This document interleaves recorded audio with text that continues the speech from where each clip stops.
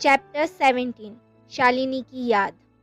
वहीं पे विक्रम अपने आप को इतना बिजी करके रखा था कि उसे शालिनी की याद ना आए, वरना वो खुद को रोक नहीं पाता शालिनी के पास जाने से।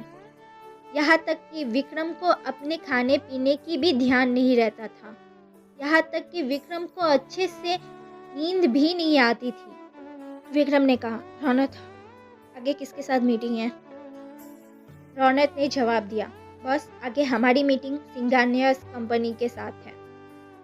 एसआर कंपनी मुंबई की टॉप 1 कंपनी जो विक्रम की कंपनी है, और उसके बाद सेकेंड कंपनी सिंघानियास कंपनी है।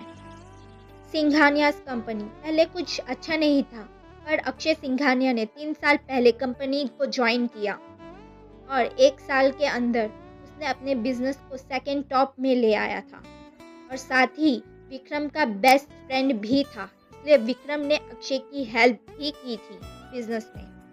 विक्रम मीटिंग के लिए गया। वहाँ पे अक्षय और अक्षत दोनों ही विक्रम का वेट कर रहे थे। विक्रम और अक्षय दोनों स्कूल और कॉलेज बेस्ट फ्रेंड्स थे, in short childhood best friends थे, पर उनके पेरेंट्स एक दूसरे से कभी नहीं मिले थे।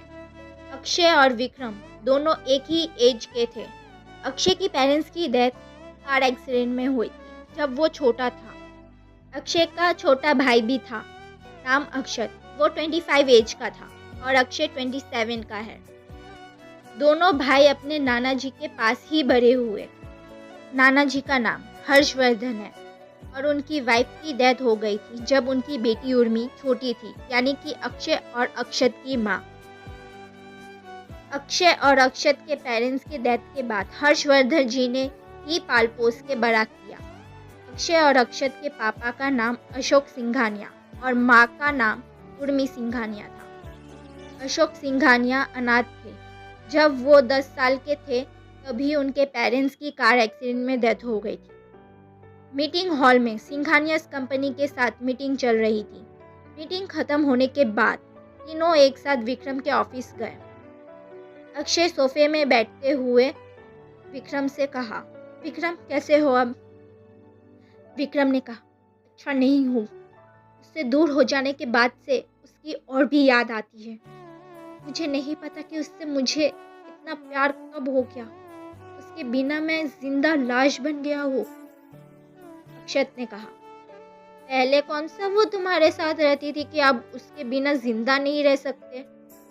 विक्रम ने शालिनी की फोटो हाथ में लेकर और फोटो को देखते हुए कहा अक्षत से, हाँ, वो मेरे साथ नहीं रहती थी, पर कम से कम उसका चेहरा तो देख सकता था। अक्षय और अक्षत विक्रम की बात सुन रहे थे। उन दोनों को विक्रम की हालत देखी नहीं जा रही थी, इसलिए अक्षय ने कहा, विक्रम थोड़ा और हिम्मत रखो, अब 1 और साल बाकी है, उसके बाद तो वो तुम्हारे पास ही आ जाएगी, वो भी अपनी मर्जी से। अक्षत ने भी कहा, हाँ विक्रम भैया, भैया सही कह रहे हैं। विक्रम ने कहा, और कर भी क्या सकता हूँ। विक्रम अक्षय और अक्षत के साथ और कुछ देर बातें करने के बाद चले गए।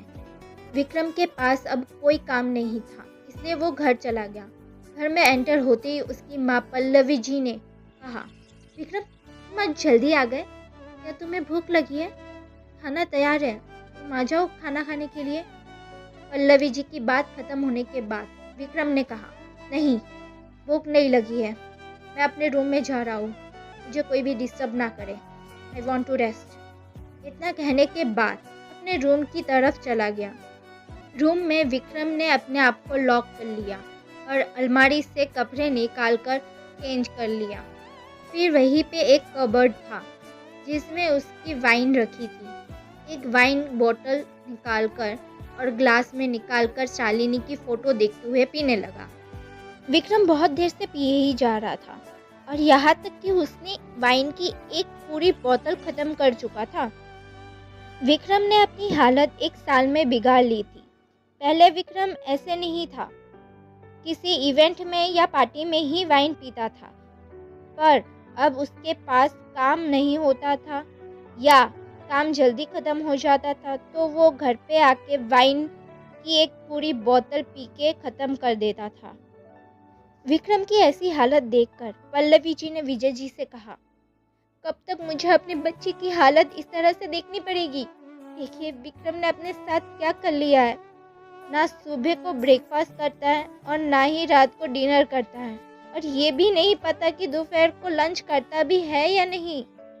विजय जी बोले, चिंता मत करो, विक्रम को पता है कि वो क्या कर रहा है।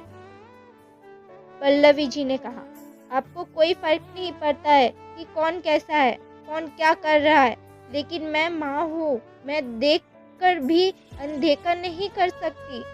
अपने बच्चों को दुखी देखकर मुझे दुख होता है, मेरे दिल में दर्द होता है, आप नहीं समझ सकते। पल्लवी जी ये सब बोलकर वहाँ से रोते हुए अपने रूम में चली गई। वहीं पे शालिनी को घर आने में लेट हो गया। शालिनी की भी तबीयत कुछ अच्छी नहीं लग रही थी, उसे बहुत हेडेक हो रहा था। शालिनी घर में आने के बाद सोफे में बैठ गई और अपना सिर पकड़ लिया। दिशा जी को दरवाज़ा खोलने की और बंद होने की आवाज़ आई तो वो बाहर आ गई।